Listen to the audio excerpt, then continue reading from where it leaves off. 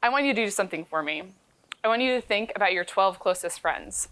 These are people that you go on vacation with, people whose kids think of you as family, as another aunt and uncle. They know what that one food is that you can't stand. You have them in your head? All right, now imagine that 6 of those people all of a sudden take a political or public stance that you think is totally insane. Not something that you just disagree with, but something that you find horrifying. Maybe it makes you nauseous. How do you feel? Confused? Disoriented? Maybe like you never even knew those people at all? I read about this exercise in an article recently, and made me start to think about how so many people that I know have had this kind of experience in the last couple of years. A few years more than that ago, I was in college, and I had a really good friend. We can call her Sarah for right now. And Sarah was caring and compassionate, and she went out of her way to get to know other people around her. She would learn people's names, even if they were just people that she met at her part-time job. One summer, Sarah had the opportunity to go on an all-expenses-paid trip to Israel, Palestine, the Holy Land. She was so excited to go and see all these places that she'd heard about for years growing up going to church. And I was excited for her. I just started studying the Middle East, was really interested in the modern conflict between Palestinians and Israelis. Now, I don't know exactly what all she saw when she was there, but I do know that when she came back, she had a deep sense of certainty that she knew what was going on and who was at fault, and that it was Palestinians. Israelis were always in the right, and Palestinians were in the wrong. And watching somebody that I knew to love and care about everyone around her write off an entire nationality of people was really disorienting for me. And even though I was genuinely curious to hear about kind of how she landed here and her experiences, she didn't really want to talk about anything that went outside of her black and white view of the conflict. And so we couldn't really have a conversation about it. And ultimately, we didn't really have a relationship at all.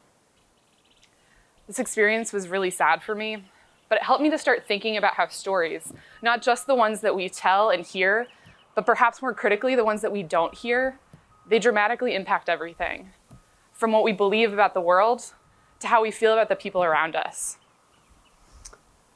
My name is Sharon Hoeck, and I'm the Development and Communications Manager for Telos. We're a nonprofit that builds and equips communities of peacemakers to heal intractable conflict. Now, how do we do this? We start with story. We bring people on trips and introduce them to people from all sides of a conflict. In Israel-Palestine, we have them talk to Israelis living on Palestinian land in illegal settlements.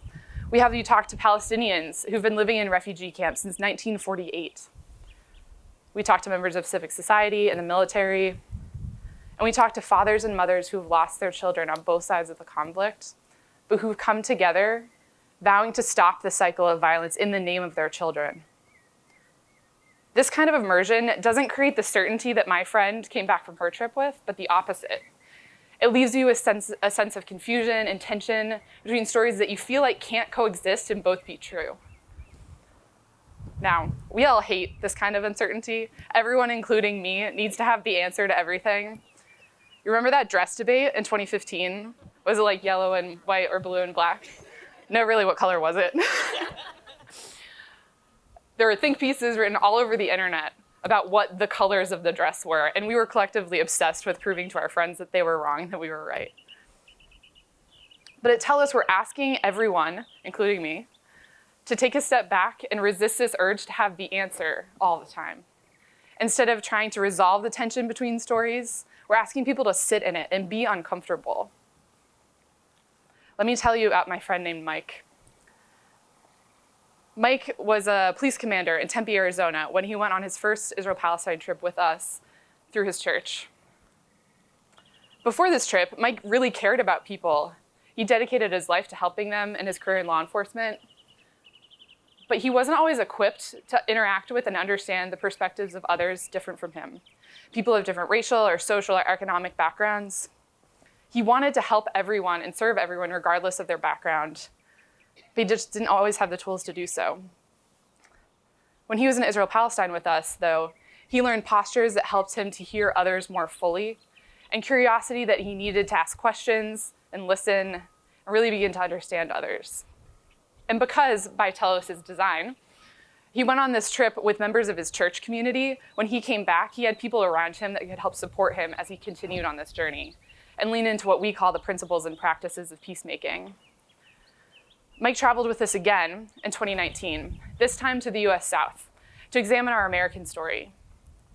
Now, the first time I went on this trip, it floored me. There's so much that I didn't know about American history. And me, as someone who was obsessed with history growing up, and I would listen and soak up anything that any teacher would tell me about it, there's so many things that I don't know about our own country's story. And this was disorienting and frustrating and angering for me, and I could talk about that and what I've learned for hours, but I will spare that for another day. But Mike, when he was on this trip, he had this pivotal moment in a conversation with John, our bus driver. We were sitting around a table at one of those old school fancy New Orleans restaurants where men still have to wear a dinner jacket. And sitting there, John, who's Black, started telling us about his story growing up in the lower Ninth Ward in New Orleans, about his family, about horrifying experiences he had during Hurricane Katrina, and about a lifetime of bad encounters with law enforcement. And Mike is sitting across from him, listening, asking questions, and seeking to understand. Things that he knew how to do because of his experiences with Telos and Israel-Palestine. This was just one experience in a trip that, in Mike's own words, wrecked him in a good way. And when he came home, Mike started thinking about how to bring others in his community and law enforcement on a similar experience that he had. He came to us and we started dreaming together about how to create a whole new program, bringing law enforcement officers from around the country on this trip. And just a few weeks ago, my colleague Greg and Mike and a couple other people from Stand Together, including Ty, got to go on a trip, our first law enforcement cohort trip.